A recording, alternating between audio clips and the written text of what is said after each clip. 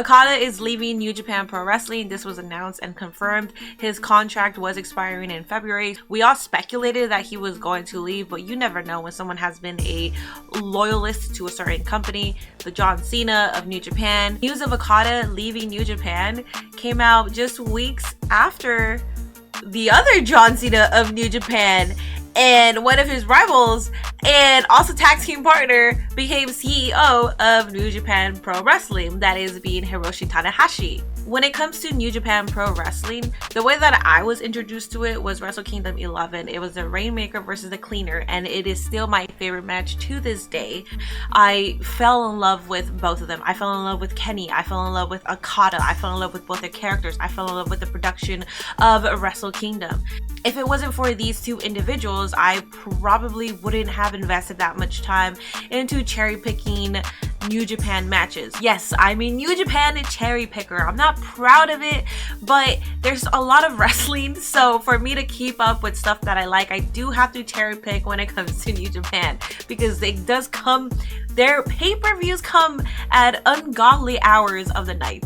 We recently watched Battle of the Valley, where Will Ospreay said his goodbye to something that I thought was the final chapter of Okada versus Ospreay, and now it may seem that it's probably not the final chapter of Okada versus Ospreay. Okada versus Kenny Omega, Okada versus Kota Ibushi, Okada versus Shinsuke Nakamura.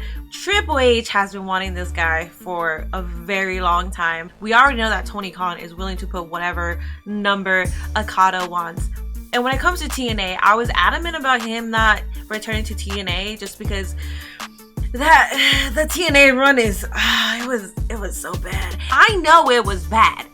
I don't like to talk about that run because it was just so bad, but obviously when he went back to New Japan, he became the Rainmaker. And on the first episode of the resurgence of TNA, I was not expecting to see this man, and he came out.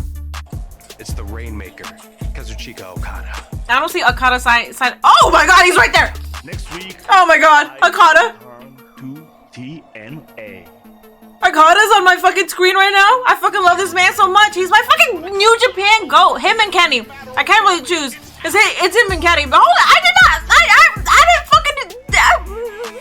I think with the resurgence of TNA coming back, and the TNA Hard to Kill was a great pay-per-view. The first episode of TNA was amazing. We did have Scott D'Amore out there pour his heart out and essentially restore the feeling of TNA.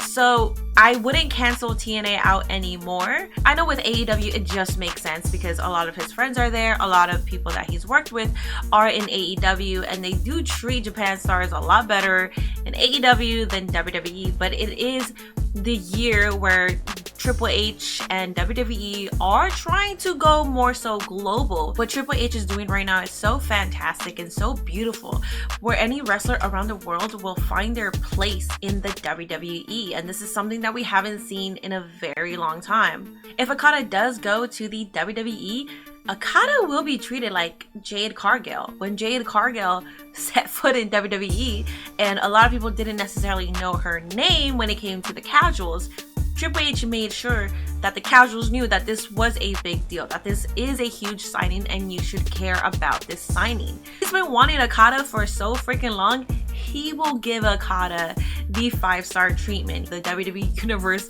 will follow suit. They will fall in love with Okada. If Shinsuke Nakamura is the first opponent that Okada goes after, that would be a great introduction to who Okada is.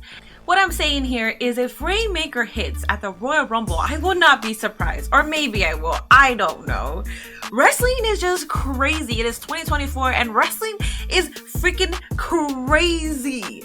We are having a lot of contracts being up when we are in the conversation of, well, their contract is up. Are they going to resign? Are they going here? Are they going here? Are they going here? We do have other wrestling giants. That isn't WWE, because unfortunately, WWE did monopolize wrestling. We are giving wrestlers the opportunity to work with people that they haven't and that they want to work with. We are giving opportunity for them to work in a different promotion, in a different country, in a different landscape, in a different regime. It is 2024 and we have 4 major wrestling companies right now: WWE, TNA Impact, AEW, and New Japan Pro Wrestling, with a rising star in MLW. We have so much great wrestling around us right now, and it absolutely destroys my little Mark heart that we have fans out there that have to shit on a company just because it isn't WWE, or we have super AEW marks that are like, WWE is crap wrestling, WWE sucks. These wrestlers are friends with each other, so they don't want the competition to not do well because some of their spouses are in the competing brand. When you have this tribalistic mindset and you want this promotion to necessarily die or have a downfall or go bankrupt, you're creating this toxic narrative for yourself, and the people that you actually love and the people that you admire, the wrestlers themselves, they actually find you ridiculous for having that mindset. So stop it, because nobody freaking likes it and everybody hates you at that point. That is my tribalistic rant of the video. If you haven't already, please subscribe. Where do I think Okada is going in 2024? I think he might be heading to AEW just because he is married to a famous Japanese actress, and unless he's uprooting their lives to move over here, or if he's staying in Japan but he wants to work in the States, AEW or TNA Impact definitely gives him the leg room to do so. WWE, it would be a lot harder unless they create like a NXT/Japan. Although WWE just opened up the forbidden door with AJPW, so I don't know where the fuck Okada is gonna be signing. Like and subscribe.